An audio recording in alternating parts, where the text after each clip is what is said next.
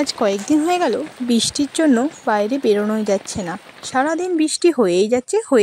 আমার বোনেরা বলল, দিদি তুই আমাদের একটা কিছু নিত্য নতুন রান্না করে খাওয়া। এই বর্ষার দিনে বাঙালির আর কি খাবার আছে বলো তো? সেই জন্য বসিয়ে দিলাম খিচুড়ি। শুধু খিচুড়ি না, তার সঙ্গে ছিল পেঁয়াজি, আলু ভাজা এবং চিচিঙে ভাজা। ওরা তো খেয়ে বলেছিল এটা খুব সুন্দর হয়েছে। আমায় এটাও বলেছে আমার বড় বোন তন্দ্রা যে দিদি তুই এত অল্প উপকরণ দিয়ে কিভাবে এত ভালো রান্না করিস। তাই ভাবলাম তোমাদের সঙ্গেও শেয়ার করি আজকের রেসিপিটা। নমস্কার বন্ধুরা, আমি তিথি। আমার ইউটিউব চ্যানেল তিথি প্রধান অফিসিয়ালে তোমাদের স্বাগত জানিয়ে আজকের ভিডিও শুরু করলাম। আজকের রেসিপি ছিল গোবিন্দভোগ চালের খিচুড়ি। এই খিচুড়িটি নিরামিষ বলে তাই বেশিরভাগ টাইম ঠাকুরের প্রসাদ হিসেবে হয়। এই খিচুড়িটি তৈরি করতে গেলে তেমন বেশি কিছু উপকরণ লাগে না। উপকরণ হিসেবে নিয়েছি 25 জিরে, 50 আদা, 2 প্যাকেট পরিমাণ কাজু আর কিশমিশ, গরম মশলা এবং ঘি।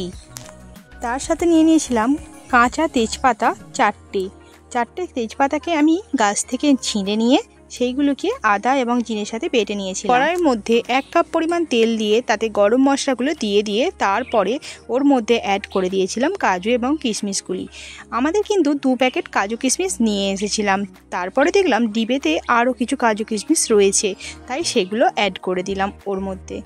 আমাদের বাড়ির সকলেই মোটামুটি কাজু কিশমিশ খুবই পছন্দ করে, তাই বাড়িতে থাকা কাজু কিশমিশগুলো ওর মধ্যে অ্যাড করে দিয়েছিলাম। কাজু কিশমিশ ভালো করে নাড়া হয়ে গেলে এর মধ্যে দিয়ে দেব বেটে রাখা আদা জিরে এবং তেজপাতার বাটনাটি। ভালো করে মশলাটিকে ভেজে নিতে হবে তেলে। এইভাবে ভালো করে নাড়াচাড়া করলে এর কাঁচা গন্ধটাও কেটে যাবে আর এর স্বাদও বেরিয়ে আসবে। দেখতে পাচ্ছ আমি কিন্তু ভালো করে মশলাটা নেড়ে চেড়ে কষিয়ে নিচ্ছিলাম। আমরা সকলেই জানি যে কোনো মশলাকে একটু বেশি করে যখন কষবো সেই তরকারির টেস্ট কিন্তু দ্বিগুণ হয়ে যায়। তাই ভালো করে কষিয়ে নিয়ে এর মধ্যে আমি অ্যাড করে দেব 4 চামচ পরিমাণ হলুদ এবং 3 চামচ পরিমাণ লঙ্কার গুঁড়ো।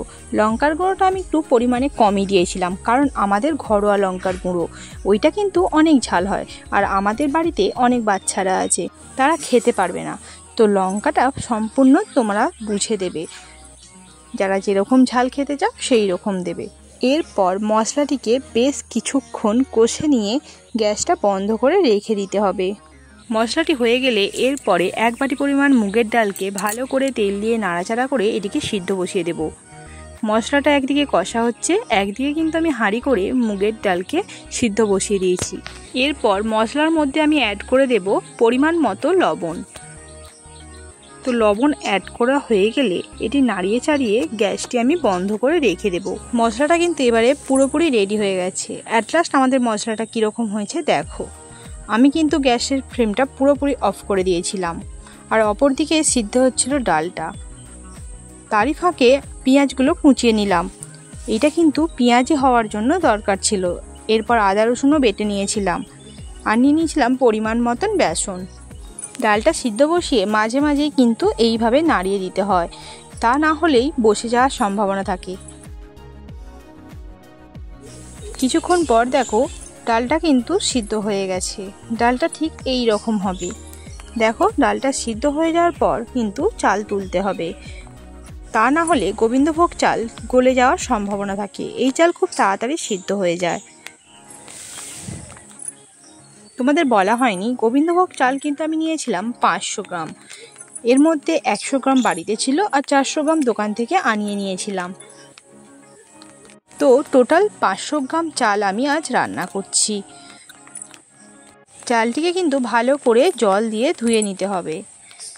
আমি চালটি ভালো করে জল দিয়ে ধুয়ে নিয়েছিলাম।